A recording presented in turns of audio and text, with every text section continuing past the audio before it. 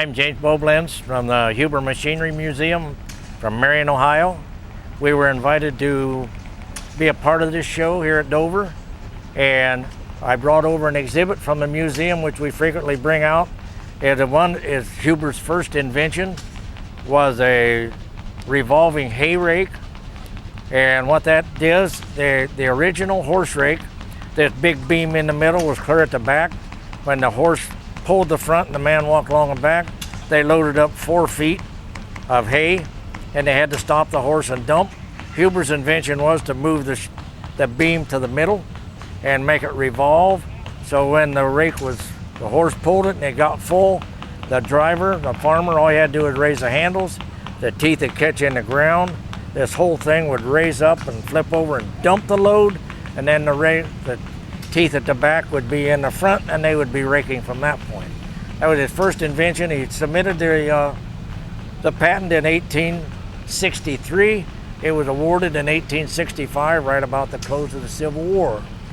Huber spent almost his entire career inventing items to make it easier for farmers to do their work, and this was one of his first.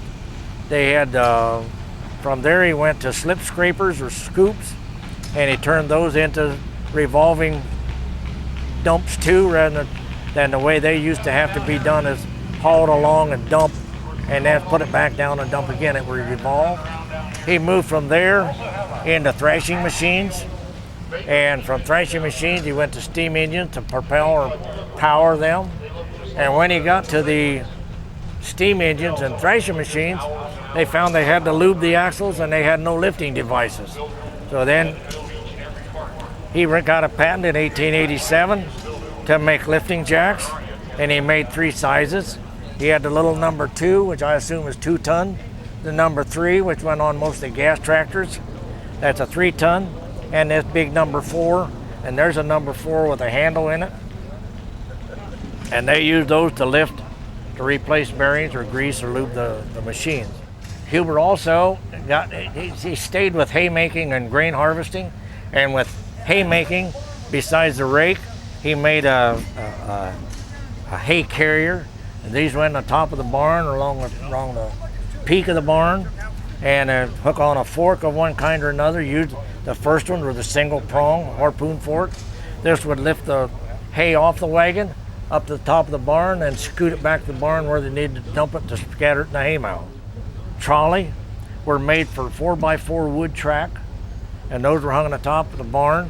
On his, he used hard maple rollers to go along the track so it didn't dig in. Here's a competitor from Marion, Ohio, Oborn, and the Oborn used steel wheels. We have tracks from barns from both where these were used, and this steel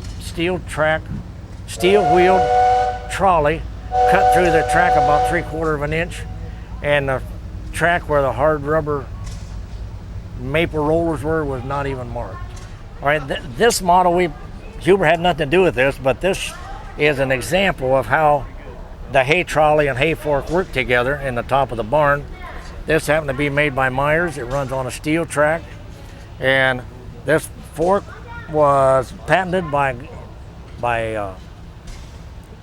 Nellis, and Myers made, Huber made them, everybody made under that patent, but that's a double prong hook, hold the hay. That was used mostly with Timothy hay, because long stem hay. The legumes like alfalfa and clover wouldn't stick to that very well. And after that, they came with the harpoon fork. But I set this up mostly to show the principle of the hay lifting device from the wagon to get it into the hay mow. When we set up at shows, my wife Rosemary primarily handles the country store items, and we bring in the items that we have in the country store in Marion. We have new belts, leather belts. We have a series of buttons, some pamphlets and brochures. We have t-shirts and hats, and what else? Novelty items like Frisbee and that kind of thing. That's part of our country store that we have at the museum. The museum is actually 10,500 square feet. We have it filled with Huber farm equipment and Huber road building equipment. We have 4 thrashing machines in there, one including a bean and pea thresher. We have a corn husker shredder. We have one steam engine. In road building equipment, we have several maintainers, one road grader, and 3 different rollers.